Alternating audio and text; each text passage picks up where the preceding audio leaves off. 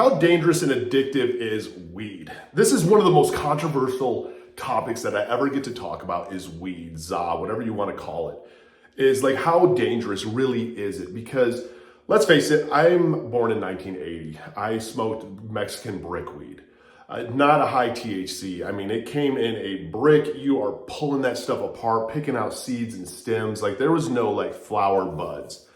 And man, nowadays it's like you have hydroponic, just hybrid, crystallized flower. I mean, it's insane the difference between back in the 90s versus now. And that's one of the things I think that has given weed just this stigma. Stigmas, I think, take a long time to kind of catch up to where a item truly is like weed.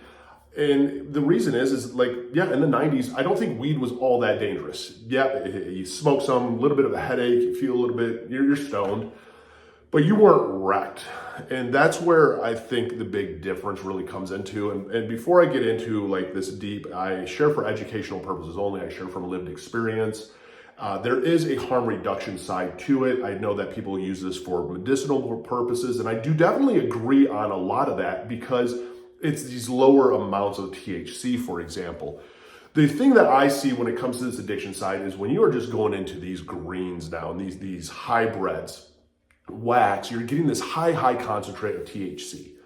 And ultimately, anyone who's an addict, I'm a recovering cocaine and alcoholic addict, we will tell you, like, we use to alter reality, to numb, to escape, to disappear is what we use for. So when you're using a massively high dose, you are essentially, I mean, it's like drinking beer. It's like using a different substance that you're disappearing. You're numbing it all. You are altering your perception of life and changing GABA. There's a little bit of dopamine that happens when it hits. And that, yes, it does become addictive. And the addiction side to it is, this is not a physically addictive substance, but it is a mental addictive substance. And I've done interviews and I've done podcasts with people who have shared about weed addiction because it is addictive. And here's the thing you have to take into account is you're smoking something that's just massively altering everything. It does affect how you sleep. It affects GABA. It affects your nerves and your mood and just how you are as a human being, your personality. It affects sleep. It affects all of this. And so you become dependent on it to where you normalize smoking weed. You look at it as, this is my cure-all. You look at it and you justify using. Anything that you start justifying your usage to, there's maybe a little bit of an addiction there because we justify usage as an addict. So yes, in my just opinion of being around tons of addicts, weed is addictive. And especially easy to abuse because it does alter all these perceptions. I know a lot of people that, well, I'm Cali sober. And yes, I'm fine, dude. If you're Cali sober, you're Cali sober. It's better than having a needle stuck out of your arm and you're ODing on fentanyl under an overpass. Like that, I definitely agree with, but within reason too, though. Not where you are using it to just fully escape and just trading addictions, because we as addicts will also trade addictions. The thing with weed, though, is that there is a big withdrawal to it. When it comes to withdrawing and quitting weed, a lot of people don't realize is how it's kind of in a weird way like nicotine. You use it so much that it has created different habits throughout your life. Whether, you would smoke at lunch, you smoke in the morning, you smoke in the afternoon, you're smoking multiple times. So it's ingrained in all these different habits that just doing something that you used to smoke before doing, or you would smoke right after doing, you instantly have this mental urge to do it because your brain's been trained that way with the routine. So you do hit these cravings and urges to do and smoke weed, even though it's not this massive draw to it. It's all mental. And it's not even a dopamine draw. This is more of a habitual draw. So that part of it is addictive. Then you have it can throw off your appetite. You can have trouble eating. A lot of people will say they have a lot of trouble sleeping and their anxiety all of a sudden goes through the roof. It's amazing how many people will use weed because they think it helps with their anxiety.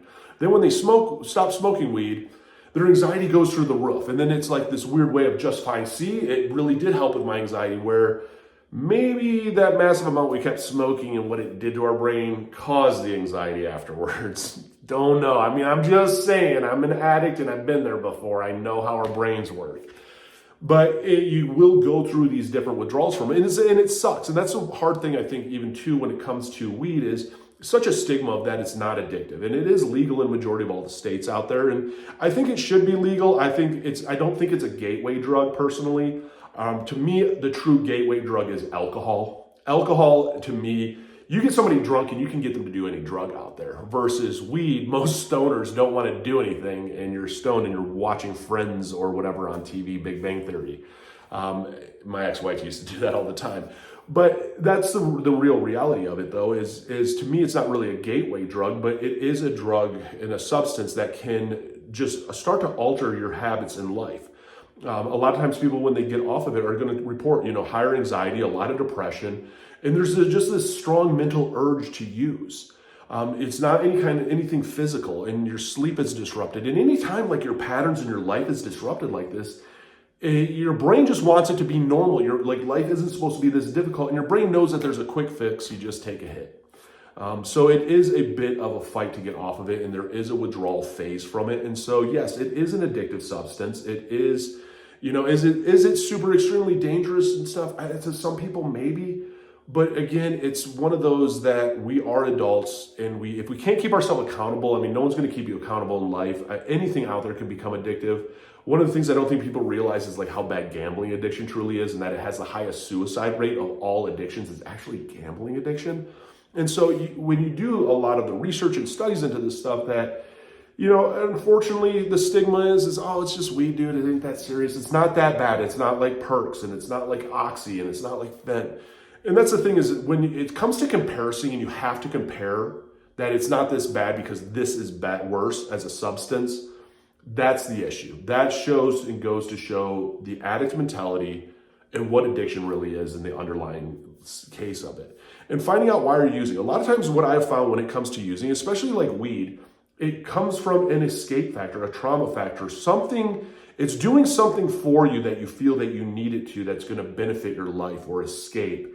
And that's why when it comes to getting sober from weed, it's difficult, because you're not going to have the support that you think you'll have. You'll realize that you are pretty alone all of a sudden. Most stoners and heavy weed users aren't massively social, and the social circle they have are all stoners too. So now all of a sudden you're lonely, because you're not going to want to hang out with these people anymore, because you don't want to smoke anymore. Now all of a sudden you're by yourself, and a lot of people don't get it, and they're going to downplay your addiction. And that's why it is hard to go to like AA or NA. I think it's good to go to those just to find your own people, because they are out there. You have to look for them. Don't allow people to downplay your journey and your sobriety, I will say it that way, because there are people out there that will kind of put you down a bit, that it's not that bad. But man, find what works for you. Sunflower Sober is amazing. If you haven't downloaded it, download it. I have it down below.